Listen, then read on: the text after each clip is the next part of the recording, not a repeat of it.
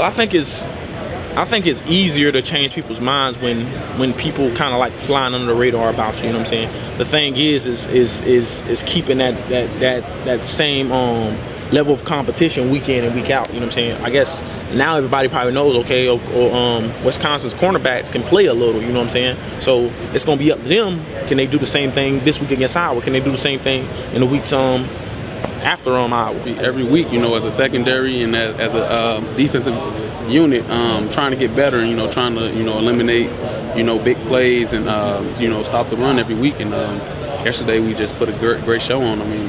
Obviously it was up against the #1 team. We just got to try to match that intensity that we had on Saturday.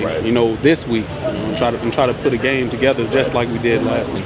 In today's college football world, where a lot of teams are running the spread and they're just kind of trying to get you running one way or the other, Iowa's going to line up, and they're going to hit you right in the mouth. And we're really excited about the challenge that presents. And the tougher football team will win on Saturday, so we're excited to find out who that is.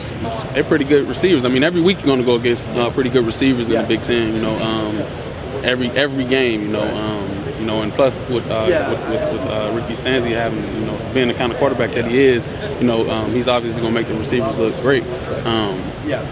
But we just got to focus on having that same type of game as we had last week, and being on top of the receivers and being in the right position, playing our technique, and being in the right place every time.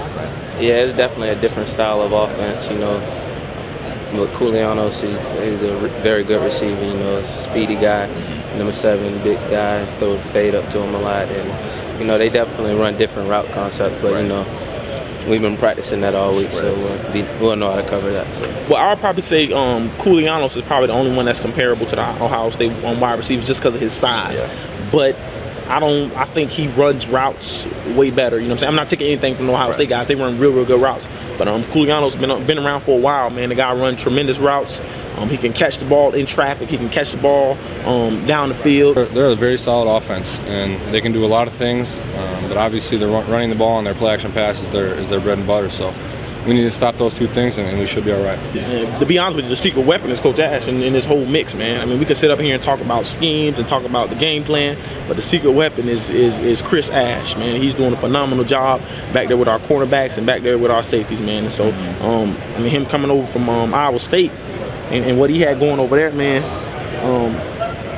I can't say enough good things about him, man. He's crazy. He's really, really crazy, but he's been doing some good things for us. Hey everybody, well, after the huge monumental victory over Ohio State, we're back to prepare for the next Badger football game as they travel to Iowa City to take on the Hawkeyes and play for the Heartland Trophy. And Adam, let's sit and talk about this game. Obviously, Ohio State win was huge, but the key is going to be putting that one behind them and looking towards an equally tough opponent, maybe even tougher when you factor in the road environment. So let's talk about the matchups we're going to see. How about when when Wisconsin has the ball? What are you looking to see from the Iowa defense and the Badger offense when those two units collide? What matchup should we be watching? Not to sound like I beat a dead horse, but it's going to be that play of the Wisconsin defensive line against the Iowa defensive line. It's going to be that battle in the trenches again. Wisconsin managed to shut down Cam Hayward, a very good D-end from Ohio State, but Iowa's got a player who's just as good, if not better, in Adrian Claiborne, and the line played phenomenally for Wisconsin. They were able to open huge holes. Tolzien wasn't pressured or sacked at all in the game. So that's gonna be the big thing if those big guys up front, Collins and Moffitt and Carini, they can just keep opening up holes, because Wisconsin's offense only works when they can run the ball at least somewhat effectively. They're not going to be able to air it out 50 times a game. So really look for that defensive front. And Iowa's defensive front might even be better than Ohio State's. Ohio State's got one of the better ones in the conference and the nation. So it's going to be just another week of really big battle in the line of scrimmage. Right. Yeah, I think Ohio State fans are probably a little disappointed in the play of their D-line. But I think it's probably fair to say Iowa's got a better unit. You look at the way the Buckeyes unit played against the Badgers here in Madison. Now, Iowa's got a really tough group, and it'll be interesting to see, because certainly the running game can't get going unless those O-linemen do some work in the trenches. To flip it, on the other side, I'm looking when Iowa has the ball for that play-action passing game. The Wisconsin defense is going to have to be ready for that. Ricky Stanzi is one of the best play fakes in the country, and they're going to try to get their running game going. The key is going to be those corners. Are they going to bite on the play action? You know, because you got guys in Johnson, Koulianos, and McNutt who are big-time deep threats, big receivers downfield.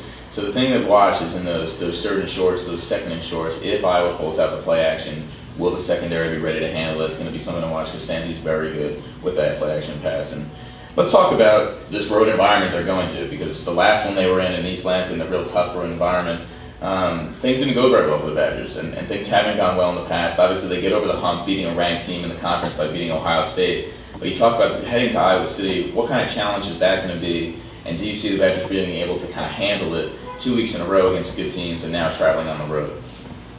Yeah, like you said, going on the road against a ranked team again. I know you brought up and Rachel the stat that a team has never beaten a top 10 team, and they got on the road and beat a ranked team the week after. So that's obviously history not favoring Wisconsin.